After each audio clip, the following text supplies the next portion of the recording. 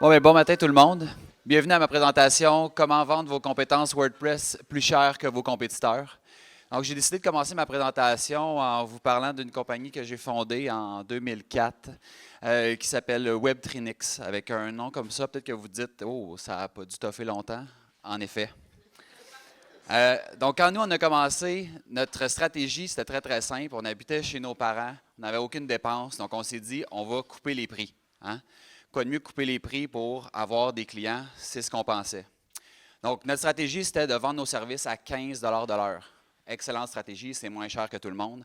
Par contre, pour pouvoir scaler, la stratégie ne fonctionnait pas très bien. Nous, ce qu'on faisait, on faisait de la création de sites web puis de l'hébergement. Donc, ce qu'on s'est dit, c'est on va aller voir les gens qui ont, en fait, nos compétiteurs qui vendent à des prix élevés. Dans ce temps-là, Bell était un de ces compétiteurs-là. Puis on s'est dit, on a trouvé un service qui faisait ce qu'on appelle du reverse DNS. C'est-à-dire qu'on peut mettre c'est quoi les DNS de Bell, puis ça nous sort la liste de tous les sites web qui sont hébergés par Bell. Fait que là, nous autres, on s'est dit, bon, on va les contacter, puis on va leur offrir nos services à la moitié du prix. 6 mois plus tard, on n'était plus en business. OK? Pourquoi? Parce que le prix, ça a un impact non seulement sur nos revenus personnels, mais sur la perception qu'ont les clients de nos services. OK? Donc, mon nom est Maxime Jobin, je suis cofondateur de Satellite WP. Dans les dernières années, j'ai beaucoup utilisé WordPress, donc j'ai commencé un peu comme tout le monde, comme utilisateur. Oups, j'ai écrit WordPress au lieu de administrateur. J'ai développé des thèmes, des plugins. J'ai été chargé de cours, je suis conférencier au WordCamp Montréal, c'est ma 3e année. Donc, c'est ça.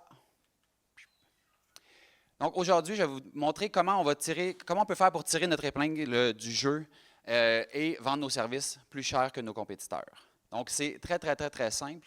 Tout ce que vous avez à faire, c'est de devenir un expert. OK? En devenant un expert, ben, ça va vous différencier de tous les autres. Il existe par contre déjà beaucoup d'experts sur la planète. Avec la mondialisation, ben, on est en compétition avec tous les gens qui sont sur la planète. Donc, c'est important de considérer nos compétiteurs. Donc, la première chose que j'ai faite, parce que je me suis dit, ouais, mais là, les gens vont dire, ouais, mais quand on va sur Internet, on peut trouver des gens qui vendent leurs services pas cher. Donc, j'ai décidé d'aller sur un site que vous connaissez probablement, Fiverr, dont le principe est tout est à 5 $. OK? Donc, je suis allé faire une recherche pour voir est-ce qu'il y a quelqu'un qui pourrait me faire un site web pour 5 $ ou autour de ça. OK?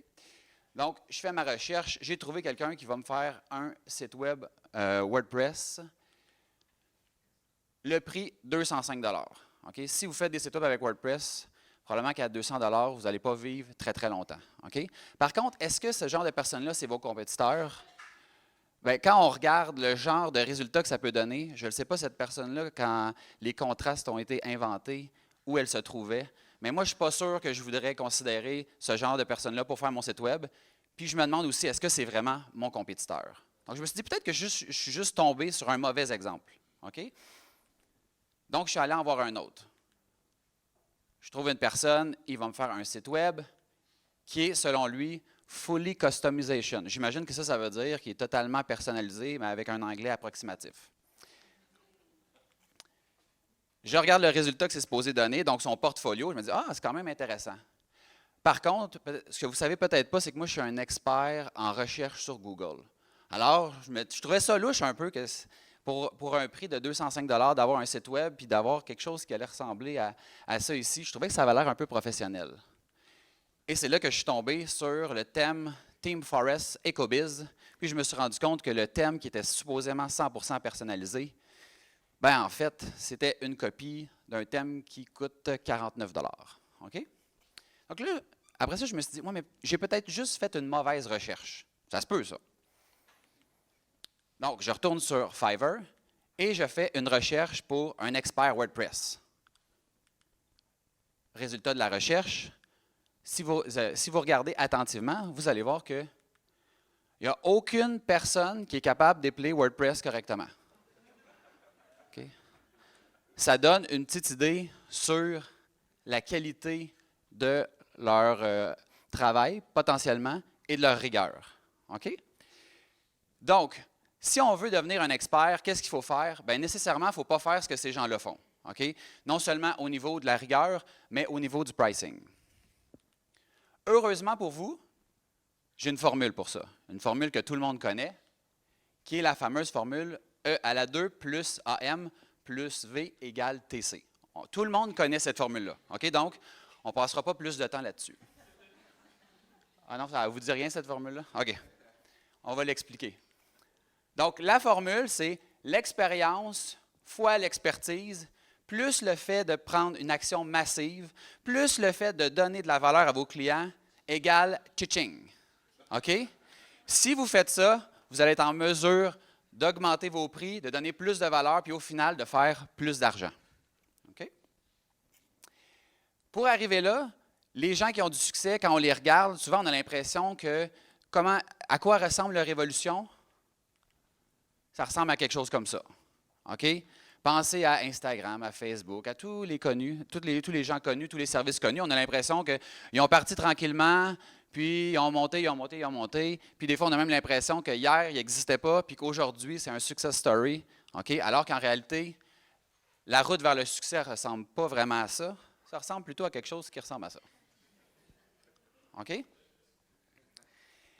Et ça ici, là, l'espèce de petit gribouillis, c'est là qu'allait l'argent. OK? Dans mon cas, je vais vous parler d'une entreprise que j'ai créée en 2012, ou en fait d'un service que j'ai créé en 2012 qui s'appelle PlugPress. Est-ce qu'il y en a qui ont déjà entendu parler de PlugPress? Une personne, deux, OK, trois, presque personne. OK. Donc PlugPress, ben, c'est correct parce que ça n'existe plus. Donc PlugPress, qu'est-ce que c'était? J'avais une idée il y a de ça plusieurs années, c'était de dire, je vais créer l'équivalent d'un App Store, mais pour WordPress. Donc, une espèce de magasin en ligne qui allait regrouper autant des thèmes et des extensions gratuites et payants. Donc ça allait permettre aux gens qui développaient des thèmes et des extensions de pouvoir venir publier leur travail sans avoir à créer un site web, gérer le paiement, gérer les demandes de support via un système qu'ils allaient mettre en place. Puis ça allait permettre aux gens qui avaient un site web avec WordPress de ne pas avoir à aller sur Google puis à chercher des thèmes et des plugins payants. Okay? Donc, c'était un win-win pour tout le monde. Donc, je fais ma recherche, je me rends compte qu'il n'y a personne qui fait ça, le marché est libre. Je construis un plugin pour WordPress.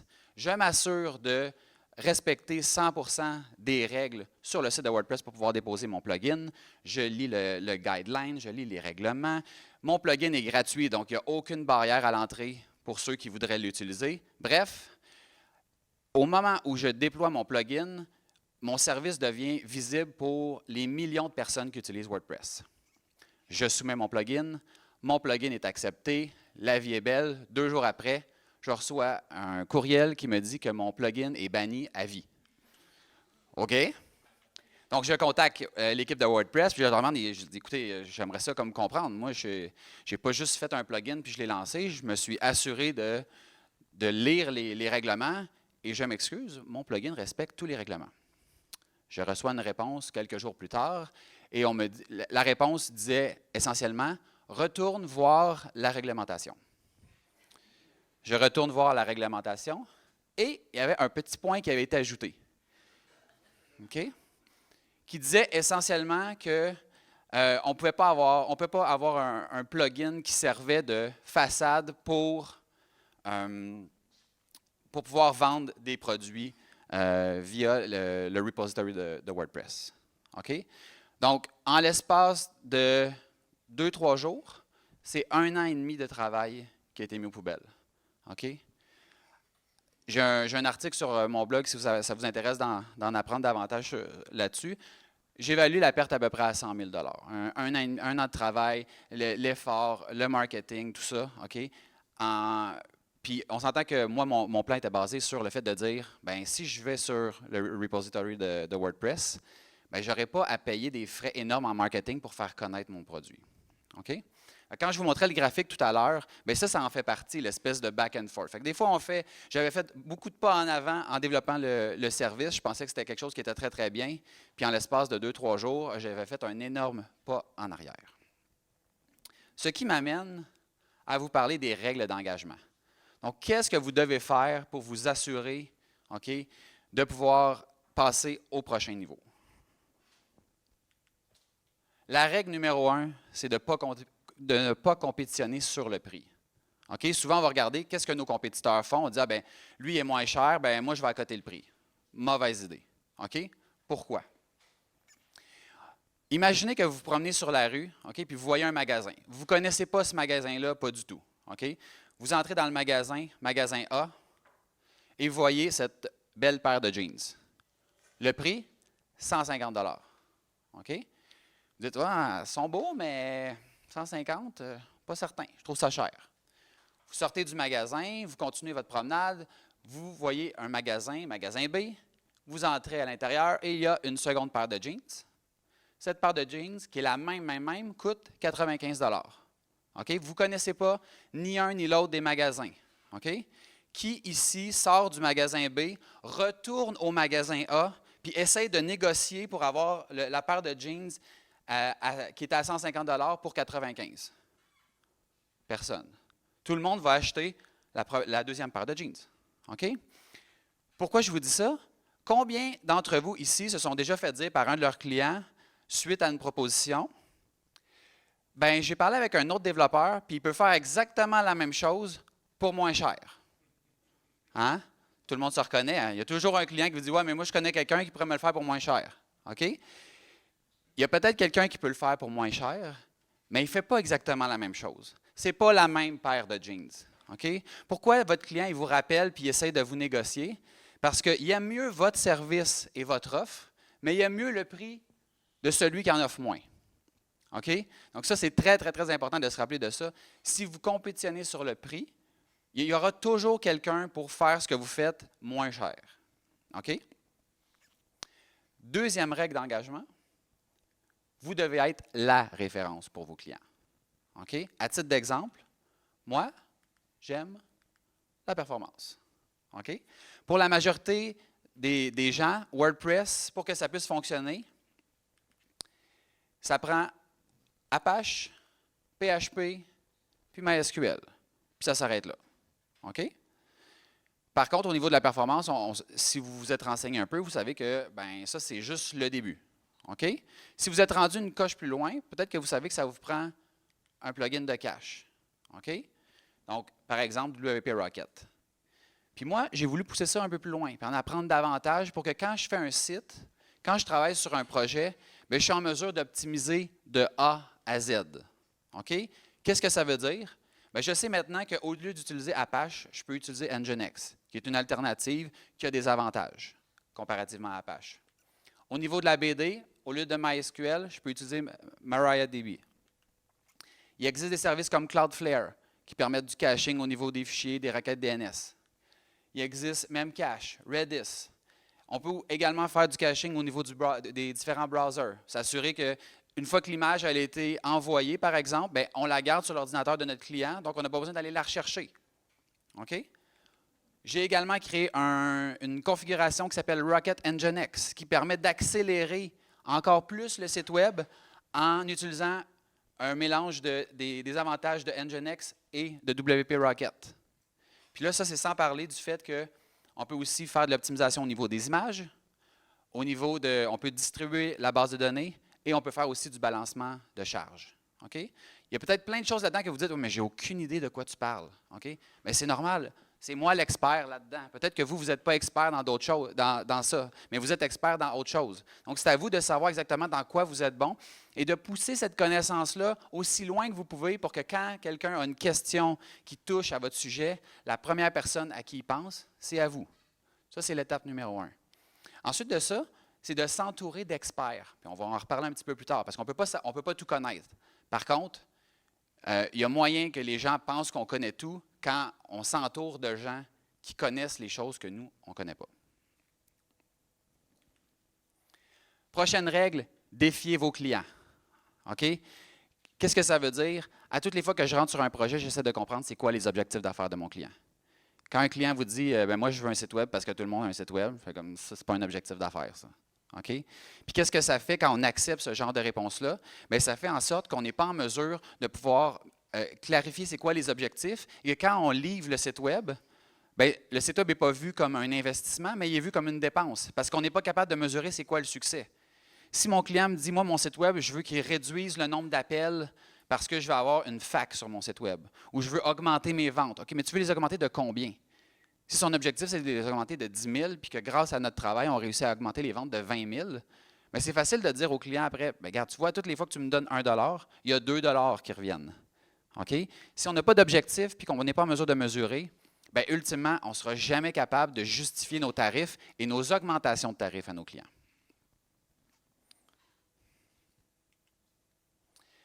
Ensuite de ça, donner plus de valeur.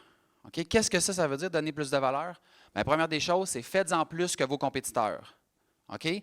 Qu'est-ce que vous pouvez faire que vos compétiteurs ne font pas qui vont vous démarquer? Okay? Ça peut commencer par des choses super simples. Ça peut être de faire des recommandations à vos clients. Souvent, les gens, ce qu'ils vont faire, c'est que le client va demander quelque chose, va demander A, la personne va livrer A. Okay? Bien, moi, j'essaie de livrer A+. A plus quelque chose qui va peut-être me ramener d'autres business ou qui va faire penser au client. As-tu pensé que peut-être ton marketing, moi je ne suis pas un expert marketing, mais moi je consulterais peut-être quelqu'un ou j'essaierais de voir pour telle chose. As-tu pensé à, puis de donner de la valeur comme ça à nos clients. Ensuite de ça, offrez plus que ce que vos clients vous demandent. Votre client vous demande, exemple, je ne sais pas moi, un site de commerce en ligne, puis il arrête ça là. OK? Mais est-ce qu'il a pensé que peut-être il pourrait avoir un forum? Est-ce qu'il a pensé que, je ne sais pas moi, il pourrait avoir un chat sur le site? Est-ce qu'il a pensé à... Puis là, c'est à vous comme expert de définir ce à quoi le client n'a pas pensé, mais qui pourrait l'aider. OK? Puis vous allez voir que quand vous vous spécialisez dans quelque chose, vous allez commencer à avoir des patterns, puis les clients ont à peu près tous les mêmes problèmes. Fait que l'exercice que vous allez faire une fois, mais vous allez être capable de répliquer cette recette-là, puis juste faire des petits ajustements à chaque fois. Okay? Puis c'est là que ça devient payant. Ensuite de ça, rendez votre offre irrésistible. Okay? Dans le fond, ça peut être via une garantie, via un essai gratuit, via une possibilité de remboursement. Faites en sorte que ça soit simple pour le client et que ce soit très, très difficile pour lui de dire non. Exécutez le travail le plus rapidement possible. On sait tous que le temps, c'est de l'argent. Les clients veulent toujours avoir les projets pour hier. S'il y a des choses que vous pouvez automatiser dans votre business, faites-le. Tout ce que vous faites manuellement via des copier-coller, ça peut être automatisé. Si vous n'êtes pas en mesure d'automatiser, trouvez quelqu'un qui peut le faire. Il existe des services comme, je ne sais pas si vous connaissez, Zapier. Bon, ça permet de venir interconnecter différents services. Il y a des courriels qui peuvent être envoyés automatiquement. Il y a des factures qui peuvent être générées, etc., etc. Donc, ça, c'est une façon d'automatiser en faisant des drag and drop. Okay? Plutôt que de payer un développeur, bien, ça peut être un bon départ pour voir ce que vous pouvez faire. Et finalement, soyez structuré et rendez le processus simple et efficace. Ce n'est pas le client qui vous appelle pour savoir où vous êtes rendu. C'est vous qui appelez le client et vous vous dites, OK, là, on est rendu à tel pourcentage du projet. La semaine prochaine, on attaque telle partie. Puis c'est vous qui vous assurez que vous êtes au-dessus de la mêlée. Okay? Autrement, si le client a tout le temps besoin d'appeler pour savoir où en est le projet, c'est fatigant. Okay? Moi, quand je reçois un appel de quelqu'un qui me dit « Hey, je t'appelle par rapport à ton projet, on est rendu à tel stade, la semaine prochaine, on fait ci, on fait ça. » Je suis comme « Wow, ça avance. » J'ai l'impression que je ne suis pas juste un numéro, puis ça me fait plaisir. Okay? À titre d'exemple, j'ai un ami, Simon, pour ne pas le nommer, qui est impliqué au niveau de... Il y a une compagnie, et il travaille avec des concessionnaires automobiles. Lui, il s'est rendu compte qu'en formant les gens dans les concessionnaires, tu as beau leur expliquer que rendu à 40 000 km, il y a telle chose à changer, ça ne rentre pas dans la tête des employés, pour une raison quelconque. Okay? Fait que lui, ce qu'il a décidé de faire pour en offrir plus que ce que le client demande, c'est quand un client arrive au concessionnaire, il prend la marque, le modèle, l'année, le kilométrage, puis ça lui sort automatiquement un rapport de tout ce qui pourrait être fait sur le véhicule. OK? Et toutes les options sont cochées. Et c'est au client de décocher les options qu'il ne veut pas avoir. Fait que si le client il rentre pour un changement d'huile, quand il arrive, il y a le changement d'huile qui est coché, mais tout le reste aussi est coché. Fait que s'il y a, mettons, je ne sais pas moi, balancement, rotation des pneus, etc., tout est coché. Fait que ça permet au client de voir tout ce qui est possible de faire. Puis des fois, le client va dire « Ah, c'est le temps de changer le liquide de refroidissement. Bon, bien, faisons-le. » Si vous ne l'offrez pas à votre client, jamais le client va pouvoir savoir que ce service-là existe. OK? Donc, en faisant ça, les ventes ont augmenté de manière drastique. Puis ça fait en sorte qu'il est capable de rentabiliser ses clients et de leur offrir un service qui est vraiment totalement différent de ce que les autres font. OK? Puis quand il y a un vendeur, un nouveau vendeur ou un vendeur plus ancien, tout le monde a le même principe. Et c'est ultra simple pour les employés. Mais pour ça, il a fallu qu'ils mettent en place ce qu'il appelle, lui, un rapport d'opportunité raté. Puis c'est de voir à toutes les fois, qu'est-ce qu'on aurait pu vendre, puis finalement, qu'est-ce qui a été vendu, puis qu'est-ce qu'on a manqué. Puis après ça, il ajuste son modèle. Puis de fois en fois, bien, comme il informe ses clients de ce qui est possible de faire, bien, les clients en prennent plus, en prennent plus, en prennent plus, et ça lui permet de faire plus de ventes. Règle numéro 5, focus sur le retour sur investissement. Quand vous prenez un nouveau projet, très, très, très important de définir les objectifs, puis de voir comment on peut avoir un retour sur investissement le plus rapide possible pour le client, ce qu'on appelle les quick wins. Okay? Qu'est-ce qui est simple, rapide à faire, puis qui va faire en sorte que le client va faire « wow ». Okay? Focussez là-dessus. Si vous focussez là-dessus, vous allez voir, après ça, tout ce que vous allez proposer au client, il va dire « c'est un no-brainer, à toutes les fois que je dis oui, ma business va mieux ». Règle numéro 6, la proximité est clé. Okay? Ça, ce que ça veut dire, quand je parlais tantôt des experts, vous devez être un expert dans votre domaine, mais vous devez également créer des liens avec d'autres experts qui font des fois ce que vous faites, parce que de s'associer avec quelqu'un qui fait exactement la même chose que vous faites, ça peut être, souvent on voit ces gens-là comme des compétiteurs, mais ça peut devenir des alliés si vous avez trop de travail. Okay? Puis aussi, bien, ça vous permet de diversifier votre offre. Okay? À titre d'exemple, Jean-François Arsenault de Satellite WP, mon partner, je l'ai rencontré au WordCamp en 2011. On attendait en ligne pour aller prendre une crème glacée. Okay? Il y avait un camion de crème glacée dans ce temps-là. On commence à jaser parce qu'on attend puis c'est long. Aujourd'hui, ben, on a une business ensemble. OK? Rémi de WP Rocket, Rémi, il est là. OK? Bon. C'est une personne, j'ai créé une configuration pour WP Rocket. L'année passée, je me suis assis avec Rémi. On a fait des améliorations à ma configuration, à WP Rocket. Là, tout va mieux. Puis, si j'ai besoin de Rémi, je le sais, j'envoie un courriel, c'est pas très, très long, puis il répond. OK? En plus, il est là. En arrière, là, vous avez juste à aller le voir. Si vous voulez parler de plugin de cache, quoi que ce soit, c'est la bonne personne. Josh Pollock de Caldera Farms, okay? Une autre personne avec qui j'ai créé un lien. Il est ici à Montréal. Okay? Allez le voir, allez y parler. Rémi a fait une présentation, Josh a fait une présentation, Jean-François va faire une présentation. Et il y a aussi Michel de WP Rocket qui est ici. Okay? Elle aussi, elle a fait une présentation. Mis à part Jean-François, les autres ont tous déjà fait leur présentation. Fait que si vous ne savez pas comment les aborder, juste allez dire, je suis allé voir ta présentation, j'ai bien aimé ça. Okay? Puis là, il va vous répondre, puis là, la conversation est engagée. Okay? Aussi simple que ça. D'autres personnes qui sont maintenant des amis, donc Adam de SiteLock, Chris qui était anciennement de Better WP Security, puis Matt de Give. Et la prochaine personne, ben, c'est vous. C'est à vous de créer des liens. Venez créer un lien avec moi, venez me voir, je ne mords pas. Okay? Puis ça va me faire plaisir de vous parler puis de voir comment je peux vous aider puis de savoir comment vous pouvez m'aider. OK? Et finalement, faire preuve d'action massive. Okay? Si votre objectif, c'est de faire, par exemple, 100 000 cette année, puis que vous faites un plan pour faire 100 000, à toutes les fois que vous allez rater une petite opportunité, bien, le 100 000 va devenir 98, 97, 96, 90. Puis à la fin de l'année, vous allez peut-être faire 80. Okay? C'est pas que 80, c'est mauvais, mais ce n'est pas proche du 100 000 que vous vouliez faire. Si vous voulez faire 100 000, visez 1 million. Okay? En visant 1 million, bien là, vous allez devoir penser différemment.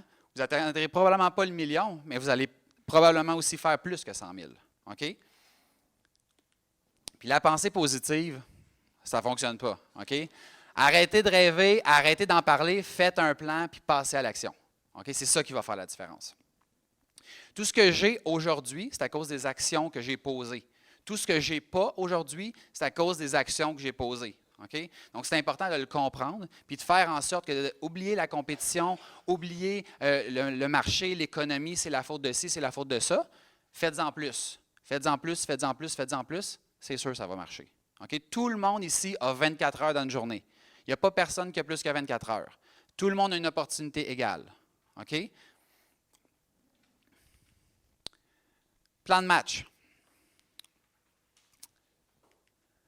Donc, voici ce que vous devez faire. Définir dans quoi suis-je ou devrais-je être la référence. Donc, ça, c'est votre devoir. OK? Définir ça.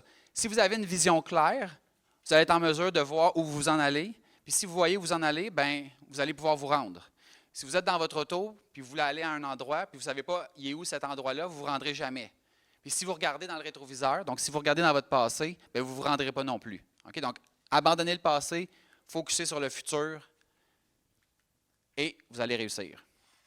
Qu'est-ce que je peux faire concrètement pour en donner plus à mes clients? Okay?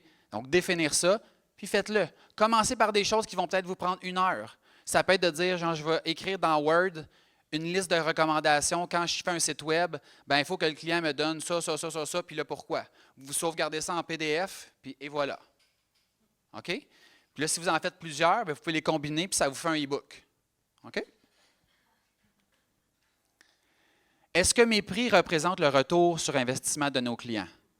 Si vous dites, moi, je n'ai pas d'objectif, bien, il n'y a pas de retour sur investissement possible. Puis si vous vous rendez compte que vous faites des sites pour 1 000 $ puis que les clients vendent pour 100 000 par année avec vos sites, bien, vous ne chargez pas assez cher. OK? À qui puis-je parler ce week-end pour agrandir mon réseau? Il y a plein de gens ici, juste à côté de vous. Faites un effort. Quand la présentation va être terminée, tournez-vous à gauche, tournez-vous à droite. Parlez à la personne qui est en avant de vous, en arrière de vous. Présentez-vous. Vous allez peut-être pouvoir faire des contacts avec des gens qui vont pouvoir vous aider. Peut-être demain, peut-être la semaine prochaine, peut-être dans 1 an. On ne sait jamais. OK? Et finalement, qui peut me coacher ou devenir un mentor pour me challenger? Si vous êtes freelance, si vous êtes tout seul, vous êtes au top de la pyramide. OK? Il y a juste vous qui pouvez décider de ce qui va se passer dans votre business. Je vous suggère et recommande fortement d'avoir un coach, d'avoir un mentor qui va pouvoir vous challenger puis faire en sorte de vous dire, OK, là, t'es un peu, là, tu vises de faire 25 000 dans la prochaine année, pourquoi tu ne vises pas 50? OK, c'est bon, je vise 50. OK, maintenant, qu'est-ce que tu vas faire pour atteindre le 50? OK? Puis de poser des questions, puis d'accepter de se remettre en question, c'est la façon d'avancer. Okay? Si vous regardez tous les grands de ce monde, okay? Les sportifs, combien de sportifs dans la Ligue nationale, au baseball, au football, n'ont pas de coach? Aucun. Ils ont tous un spécialiste en nutrition, un spécialiste en ci, un spécialiste en ça. Ce n'est pas parce qu'ils ne sont pas capables de bien manger. Okay? En théorie, le plan, on le fait 1 fois, puis on le suit. Mais on le sait. Le plan, on le fait 1 fois, on le suit pendant 1 semaine, 2 semaines, 3 semaines, puis on l'abandonne tranquillement. C'est là que le mentor, c'est là que le coach va pouvoir vous ramener à l'ordre et vous dire, OK, non. Là, il faut que tu continues, il faut que tu en fasses plus. Là, tu t'es adapté à ce plan-là. Bien là, on va en faire un qui est un peu plus rigide, puis après ça, vous allez pouvoir continuer votre progression. Pour vous inciter à prendre action, OK? Je parlais d'action massive. Je vais même vous aider. OK?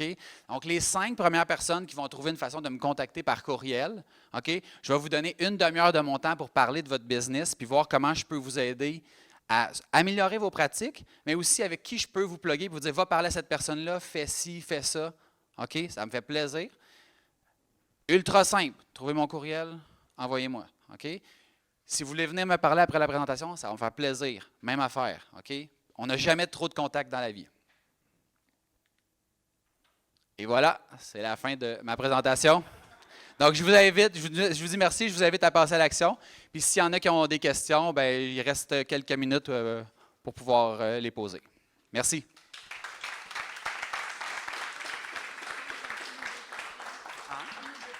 Okay. Est-ce qu'il y a des questions?